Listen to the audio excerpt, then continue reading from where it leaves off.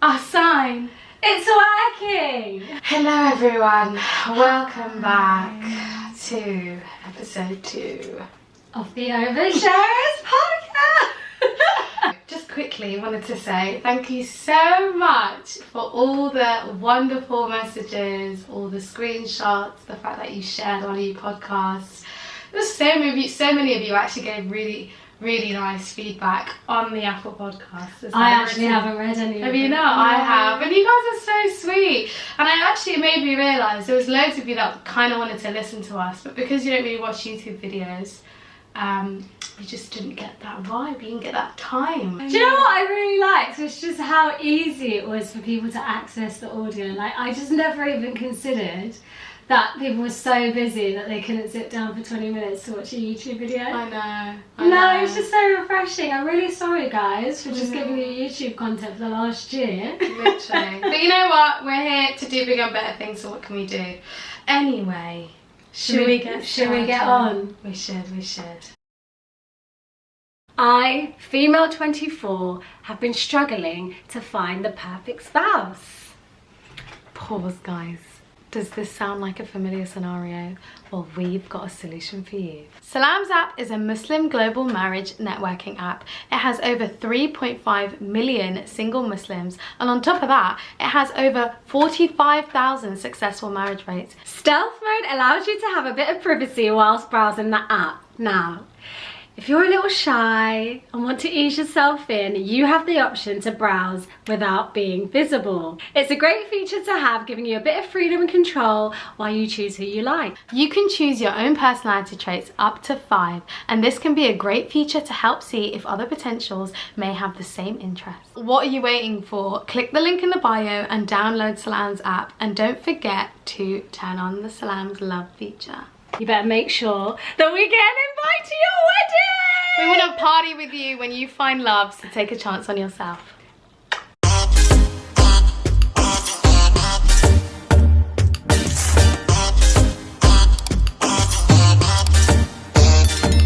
Salam. Using a throwaway account, as I am in a very difficult situation right now and I'm really confused on how to deal with it. I can't discuss this with anyone, family or friends, as I don't know how they'll respond to it, and it's a big accusation to make. Basically, just to give you some background, I was born and raised in Pakistan and moved to the UK in the start of 2020. I got a job offer from a company here and they took care of my visa and everything. Around 6 months before moving to the UK, I got engaged to a girl. It was a typical arranged marriage and families met through a matchmaker. Everything looked fine. I also spoke to the girl before marriage and found her quite practicing as well, and we shared common beliefs on most of the things. We had a formal nikah 3 months before leaving for the UK so that her visa can be taken care of in time. Thankfully, everything went according to the plan, and a month before our departure, we had the formal rukhsati. She moved in our house after we had a formal wedding. So I'm guessing rukhsati is that nikah? Yeah. Okay. We had both moved here together. Moving to a new country is a very big challenge, and coming from Pakistan, UK felt like a completely different world, and we both did not have any close friends or family here to help us get settled, so we were pretty much on our own. We stayed in a hotel for about 2 weeks, searching for an apartment to move into. Luckily, we found a place in East London to move into. It was also close to my workplace, so we moved into it. Initially, I had to face a lot of challenges as I didn't know how things work here, i.e. how do you transfer electricity account to your name and which company is best to use, setting up council tax, etc. Our real estate agent wasn't helpful either, as they basically disappeared from the scene once we moved in. Anyways, right across my apartment there is another apartment where one of our neighbours live. Let's call him Mark. Mark is also a Muslim but not too practicing. He was born and raised here, although his parents are from East Africa. He is big, bulky. I said he's a big, bulky guy. Okay. We met a couple of times in the hallway and exchanged greetings. Once I was having some issues with my council tax and saw Mark in the hallway, so I decided to ask him if he knew how to sort the issue out.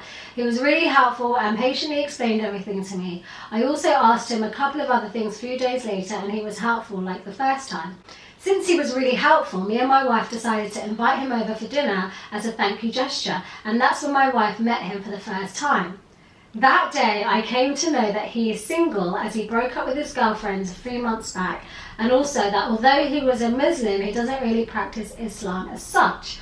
Fast forward one day, I came home a bit earlier as I wasn't feeling well and saw my wife chatting with Mark in the hallway, and they were both laughing. My wife wears a hijab and an abaya, and when she goes out, she wears her abaya when she goes out, and here she was just wearing plain clothes and her head was completely uncovered. Shock, horror. When they saw me, Mark said hi to me and I asked what they were chatting about, and Mark says, "Oh, I was just telling her how lucky you are to be married to her," and my wife started laughing. Anyways, me and my wife came inside. I didn't say anything to her as I was already feeling unwell, but later before going to bed, I did tell her that she always wears hijab and abaya in front of non-mahram men, but today she was uncovered in front of Mark.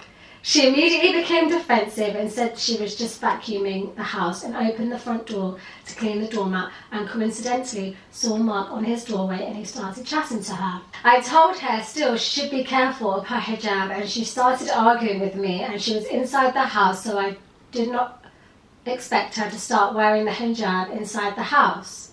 Does that make sense? So she's arguing, saying that she doesn't want him to make her. So she's saying she was in the house. Yeah. Okay. Anyways, I decided not to drag this on any longer and ended the argument there. Over the next couple of months, a few other things happened, like my wife comparing me to Mark. Oh. Okay, sis. Saying, "Look at him, he is so tall and well built."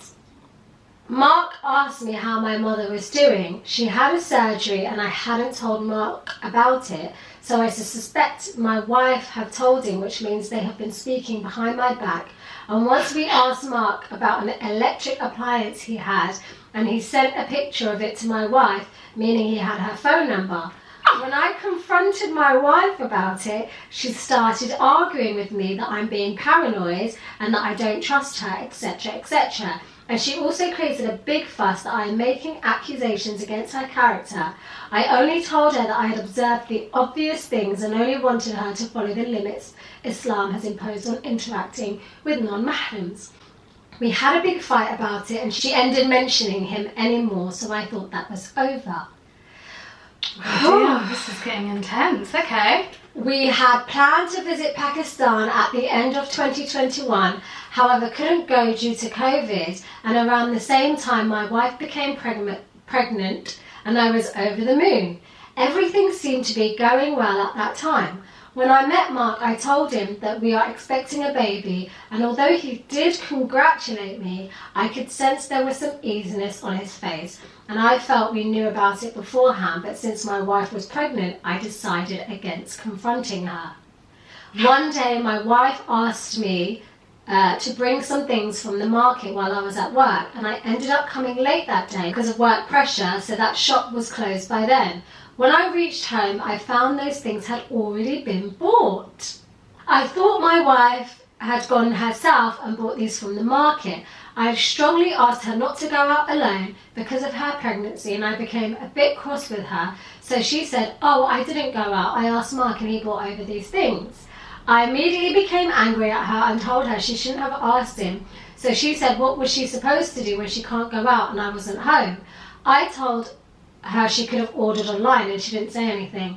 I asked her if she paid Mark and she said he won't accept the money. The items he bought were around £30, so that was a bit surprising. Moving to September 2022, my wife gave birth to our son. Now I don't know how to word the next few sentences, but the child is shades darker than me and my wife. We are both light brownish, but the child is a lot darker than the both of us. I didn't say anything in front of my wife, but I can't get the thought out of my mind that it might be Mark's child. I know it's a very big accusation to make, but I can't help think about it considering all the things happening between my wife and Mark over the last 2 years that I have stated above. My wife's parents are already here and staying with us for now. My parents will be coming over in a few weeks' time. My wife and the baby have been discharged from hospital and are now back home. Mark showed up at the hospital with gifts for the baby and showed up again on the Thursday we came back home to see the baby. I made some excuse that day, but my wife became angry at me that he just wanted to see the baby and I'm being too possessive. I want to confront my wife about it, but if I do, it will lead to a very big fight, as I would be accusing her of cheating. Since her family is already here and mine is coming in a couple of weeks, if I say anything right now, both families would get involved as well, and basically there would be no going back. Both of us belong to quite practicing families, so it's quite unlikely that our marriage would continue any further if our families became involved in this. I know there are methods that can confirm the parenthood, but obviously that means telling my wife that I have doubts over the child's parenthood, hence wanting to confirm, which definitely would lead to a very big fight. My wife is quite practicing in that sense, and she prays all her prayers, observes hijab, reads Quran regularly, so I was really shocked that she could do something like this. I'm really confused on how to deal with this situation. Any guidance would be appreciated.